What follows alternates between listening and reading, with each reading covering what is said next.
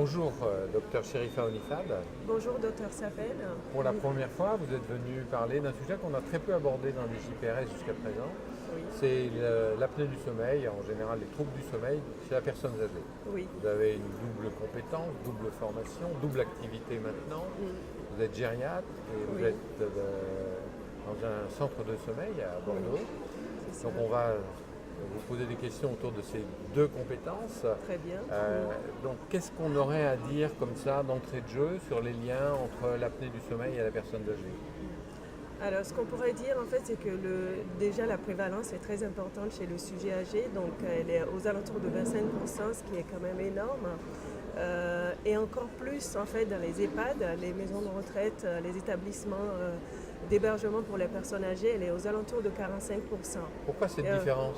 Alors pourquoi cette différence? Parce que c'est des patients en fait qui sont plus dépendants la plupart du temps, qui ont beaucoup de comorbidités associées, avec une évolution probable de syndrome d'apnée du sommeil depuis fort longtemps, qui ne sont pas diagnostiqués. Peut-être plus de médicaments, psychotropes. Exactement, et autres. Ouais. effectivement. Il y a pas mal de médicaments, psychotropes, benzodiazépines ou autres, qui aggravent effectivement l'état de sommeil de ces personnes.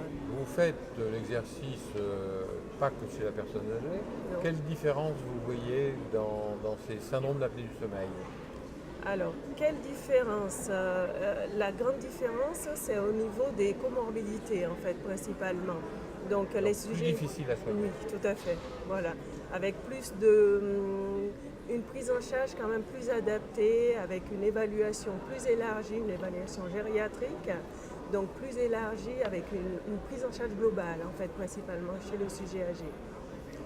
Moi j'ai entendu dire, et souvent je l'entends même en direct, Oui. qu'est-ce que tu vas leur casser les pieds à leur mettre un masque?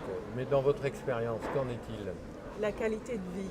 Donc voilà, ça c'est vraiment la première raison. La somnolence diurne excessive est quand même un frein énorme à une bonne qualité de vie en fait du sujet âgé, que ce soit sur le quotidien, au domicile ou alors même dans les maisons de retraite. Donc c'est la première raison. C'est un très bon mode d'entrée pour la prise en charge globale. Et par exemple, se reposer des questions sur l'utilisation des psychotropes. Oui, Enfin, personnellement, je suis persuadé qu'on peut arrêter de nombreux psychotropes à ces patients-là. tout à Et fait. il y a un élément très favorable, c'est qu'on introduit une nouvelle thérapeutique qui est non médicamenteuse. Tout à fait, oui. Avec la PPC principalement, donc oui, quand on fait un diagnostic de syndrome d'apnée du sommeil, on met en place un traitement adapté qui a une bonne observance. Il y a des études qui l'ont montré chez le sujet âgé, qui peut avoir une observance assez, même légèrement meilleure que chez les sujets jeunes. Donc ça, effectivement, c'est quelque chose c'est un traitement non médicamenteux qui a un impact positif chez le sujet âgé. Au point de vue diagnostic, donc on n'y pense pas assez. Non. On pourrait peut-être d'ailleurs envisager des aspects très particuliers dans les EHPAD. C'est peut-être plus facile à diagnostiquer lorsqu'ils sont en EHPAD. Il y a peut-être des liens à développer de ce côté-là. Oui. Est-ce que l'utilisation, par exemple, simple d'échelles, on ne parle pas d'examen Alors- polysomnographique, est-ce qu'il y a des choses dans ce domaine-là? Alors, il y a des échelles de dépistage spécifiques justement au sujet âgé.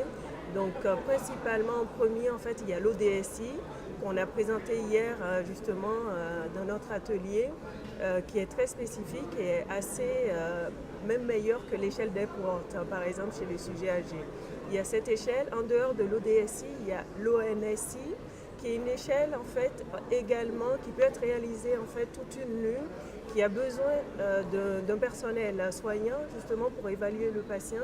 Et ces échelles sont quand même assez, ils ont une bonne sensibilité, une bonne spécificité chez le sujet âgé. Où est-ce qu'on les trouve, ces échelles? Alors on peut les trouver Alors, sur sur Internet, Internet. qu'est-ce qu'on tape sur Internet? On tape ODSI, Ouais. ONSI, D'accord. sommeil par exemple. Très bien, Voilà. on les trouve. Donc on peut les trouver. Une dernière question, la mémoire intéresse tout le monde. Oui. Vous avez développé une consultation mémoire et sommeil. Qu'est-ce qu'on peut dire de ce côté-là, par exemple de l'impact des thérapeutiques? Parce que souvent on dit que dans le syndrome d'apnée du sommeil, il peut y avoir des troubles de la mémoire. Mais qu'en est-il en réalité? Est-ce qu'ils sont réversibles lorsque les patients sont traités? Est-ce que vous Alors- le constatez objectivement? Il n'y a pas d'études pour l'instant. Et puis même dans la pratique, effectivement, il n'y a pas de réversibilité justement des troubles cognitifs. Mais néanmoins, on a noté, que ce soit dans les études comme dans la pratique clinique, qu'il y a une stabilisation de l'état amnésique de ces patients et surtout une nette amélioration de l'attention, de la concentration et puis également de l'état de somnolence de ces patients dans la journée. Donc ça, c'est quand même des faits assez remarquables et intéressants pour ces patients. Alors ça c'est la personne âgée, mais chez Oui. le tout venant qu'on voit, les adultes, parce qu'on avait une communication hier absolument passionnante sur les troubles cognitifs chez l'enfant, avec des choses extrêmement simples comme du ronflement, même sans syndrome d'apnée authentifié. Oui. On sous-estime probablement les troubles de la mémoire chez les apnéiques tout venants que nous voyons. Qu'est-ce qu'on pourrait faire comme technique d'utilisation simple de dépistage de troubles de la mémoire pour un pneumologue par exemple? Alors, juste avant, chez le sujet âgé, c'est vrai que l'évaluation gériatrique du sujet âgé oblige le médecin à faire une évaluation cognitive. Ça fait partie de l'évaluation gériatrique.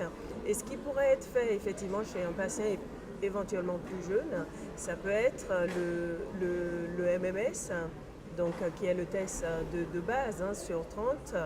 Et l'échelle, il y a 2 autres échelles qui peuvent être faites, donc les 5 mots de Dubois et également le test de l'horloge. Ça, c'est les 3 tests de base qui peuvent donner une évaluation globale de l'état cognitif du sujet, que ce soit un sujet plus jeune comme un sujet plus âgé. Et quand ces tests, justement, sont pathologiques, sont anormaux, à ce moment-là, il ne faut pas hésiter à envoyer le patient à une évaluation pour une évaluation cognitive, mémoire en fait plus approfondie.